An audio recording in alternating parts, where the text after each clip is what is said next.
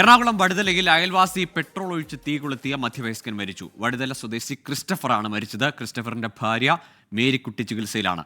റാഫി കരീം ചേരുന്നുണ്ട് വിശദാംശങ്ങളുമായി. റാഫി, ഈ ആക്രമണം നടത്തിയ യുവാവ് അതിനുശേഷം ജീവനൊടുക്കിയിരുന്നു. ഇപ്പോൾ ക്രിസ്റ്റഫറിനും ജീവൻ നഷ്ടമാകുന്നു അല്ലേ?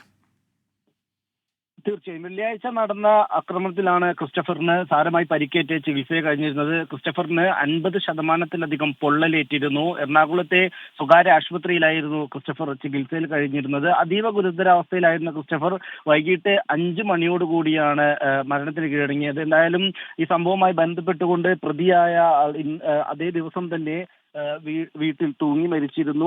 അയൽവാസിയായ വ്യക്തിയുമായി ബന്ധപ്പെട്ടുണ്ടായ തർക്കമായിരുന്നു ഇത്തരത്തിലേക്കൊരു ആക്രമണത്തിലേക്ക് നയിച്ചത്. ഇയാൾ രാത്രി 8 മണിയോടുകൂടി ക്രിസ്റ്റഫറും ഭാര്യ മേരിക്കുട്ടിയും സഞ്ചരിച്ചിരുന്ന ബൈക്ക് തടഞ്ഞു നിർത്തി ഇരുവരുടെയും ശരീരത്തിലേക്ക് പെട്രോൾ ഒഴിച്ച് തീ കൊളുത്തുകയായിരുന്നു. ക്രിസ്റ്റഫറിന്റെ വീട്ടിൽ CCTV സ്ഥാപിച്ചതുമായി ബന്ധപ്പെട്ടുള്ള തർക്കമാണ് പിന്നീട് ഇത്തരത്തിലൊരു ആക്രമണത്തിൽ കലാശിച്ചത്. ക്രിസ്റ്റഫറിന്റെ നെഞ്ചിലും ഒപ്പം തന്നെ കാൽ തുടയിലുമായിരുന്നു പൊള്ളലേറ്റിരുന്നത്. ക്രിസ്റ്റഫറിന്റെ ആന്തരികാവയവങ്ങളുടെ പ്രവർത്തനവും ഈ ആക്രമണത്തിൽ ഈ പൊള്ളലേറ്റതിനെ തുടർന്ന് ഗുരുതരാവസ്ഥയിലായിരുന്നു. ഇത് തന്നെയാണ് മരണകാരണം എന്നുള്ളതാണ് നിലവിൽ മനസ്സിലാക്കാൻ കഴിയുന്നത്. നിലവിൽ ക്രിസ്റ്റഫറിന്റെ മൃതദേഹം എറണാകുളത്തെ സ്വകാര്യ ആശുപത്രിയിലാണുള്ളത്. സംസ്കാരം അടക്കമുള്ള കാര്യങ്ങളിൽ അല്പസമയത്തിനകം വ്യക്തത വരും. എന്തായാലും ഈ സംഭവവുമായി ബന്ധപ്പെട്ടുകൊണ്ട് പോലീസ് കേസ് എടുത്തിട്ടുണ്ട്.